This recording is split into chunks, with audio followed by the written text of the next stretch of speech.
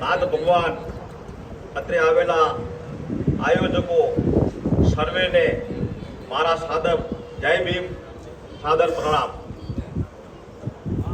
નાતના બંધારણમાં સુધારો કરવા માટે સુધારાવાદી વિચાર સાથે જે આયોજકોએ, જે આગેવાનોએ આ કાર્ય હાથમાં લીધું છે તેને હું તહે દિલથી વધાવું છું, આવકારું છું અને મારું સમર્થન એમને જાહેર કરું છું.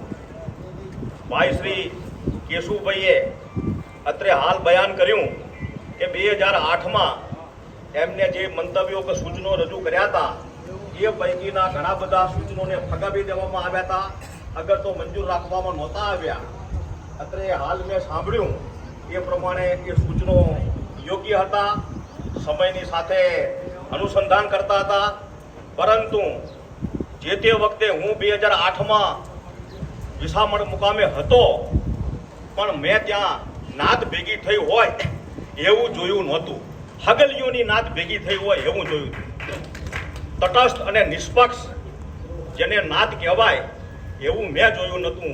ત્યારે એક શબ્દ મેં ઉચ્ચાર્યો હતો કે અહીંયા બોલવું બધું વ્યર્થ છે, અહીંયા તો બધી હગલીઓની નાદ, હગલીઓ બધી ભેગી થઈ છે.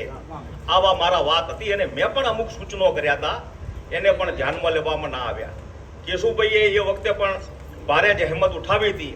જ્યારે આવા સક્રિય કાર્યકરના સૂચનોને ધ્યાનમાં લેવામાં ના આવ્યા હોય તો હું તો ખાલી હાજરી પુરાવા ગયો હતો, એટલે મારા સૂચન પણ ફગાવી દેવામાં આવ્યા. જ્યારે મારા ધ્યાનમાં વિસામણ મુકામે ચોપડી વંચાણમાં આવી ત્યારે મને ઝાટકો લાગ્યો. એમાં થરાધરા પછી આગળ અને જે 1952માં આપણી નાતનું પ્રથમ બંધારણ બન્યું, અગાઉ જેને વાત કરી પ્રિયંકર શાકીએ વાત કરી કે જેને આજે 73 વર્ષ થયા અને એ કેટલું બધું સર્વોપરી અને કેટલું દીર્ઘદ્રષ્ટિવાળું, લાંબી સોચવાળું બંધારણ હતું કે આજે પણ એ પ્રસ્તુત અને વિદ્યમાન હોવું જોઈએ.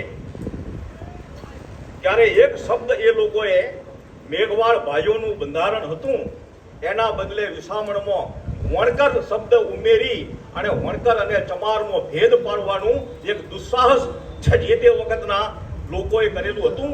એને આપણે સુધારીએ.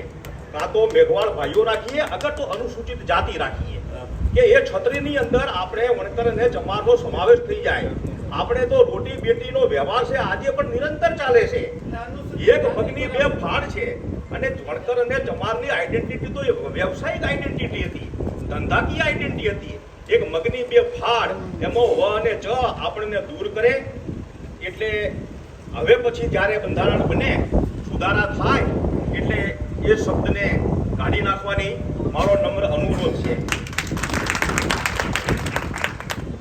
એક બીજી વાત કે 20 ગ્રામ સોનાના દોરાની વાત પણ આયુષ્માન ભાઈ વરણ સાહેબે કીધું કે એ વખતે પણ એમને વિરોધ કર્યો હતો. આજે પણ એ વિરોધના કારણે આપણે એના પરિણામો જોઈ રહ્યા છીએ. હું તો એટલા સુધી કહું કે સોના ચાંદીનાની દાગીનાની લેતી દેતીની પ્રથા જડ મૂળથી રદ કરી કાઢો. એ હોવી ના જોઈએ. જ્યારે કચ્છના આહિર સમાજ કે જે લખોપતિ છે એના લગ્નમાં 60, 70 લાખ રૂપિયા ખર્ચો થાય, આખું શરીર સોનાથી લથપથ હોય, એને સોના ચાંદીના ઘરેણા ઉપર પ્રતિબંધ મૂકી દીધો તો આપણે તો મજૂરીઓ સમાજ થઈ. તાળીઓ કરીએ છીએ.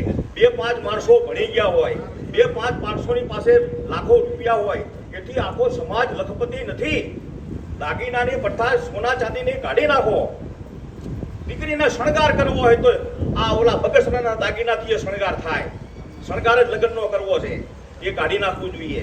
આપણામાં એક કુપ્રથાએ પગ પેસારો કર્યો છે, હલ્દી રસમ. જે દેખાદેખીથી ટીવી ઉપર આવે, બધા પીળા કપડાં પહેરે, પીળી હાડીઓ પહેરે, સ્ટેજ કરે અને હલ્દી રસમની અંદર લાખો રૂપિયાનો ખર્ચો થઈ જાય છે, વ્યર્થ જાય છે, પૈસા વેડફાય છે ખાલી સમાજમાં ને લોકોમાં દેખાડો કરવા માટે કે અમારી હલ્દી રસમ અમે આ કરી. પ્રી વેડિંગ શૂટિંગ, ₹1.5નો દેખાડો કરવો છે. પ્રી વેડિંગ શૂટિંગ એટલો રૂપિયો તમે વાપરો છો, સમાજમાં આપો, છોકરાઓના વિદ્યામાં ભણવામાં આપો. નહીં આપે કે સમાજમાં વટ પાડવો છે. આ વટ પાડવા માટેનો જે છે ને એ પણ એને કાઢી નાખવો જોઈએ. આવા એક સૂચનો મેં ખૂબ વિનમ્ર ભાવે, હું પાલનપુર હતો મારા ધ્યાનમાં આવ્યું એટલે મેં વોટ્સએપ ઉપર એક PDF ફાઇલ બનાવી અને મેં વિચારો વ્યક્ત કર્યા હતા. મારા વિચારોને આ લોકોએ ધ્યાનમાં લીધા, એનો મને આનંદ છે અને હું એનો આભાર પ્રગટ કરું છું. બીજી વાત, હા, 1952ના બંધારણની વાત કરીએ તો એ વખતે ઓછું ભણેલા, સહી કરતા ન આવડે જેવા લોકોએ દૂરંદેશિતા વાપરી અને મને મારા બાપુજીથી અને લોકોથી જાણકારી મળી કે એ વખતે વાલા બાપાએ 14 ગામના લોકોના ઘરે ઘરે મોહલ્લે જઈ મોટરસાયકલ ઉપર, ઘોડા ઉપર અને દરેકના સંપર્કો કર્યા હતા. મકાજી બેગ પરથી કાનાજીવા બુખાણી, જિલ્લરિયાથી રૂડા સામા, એવા જે તરવરિયા, જે તે વખતના તરવરિયા હતા એ લોકો.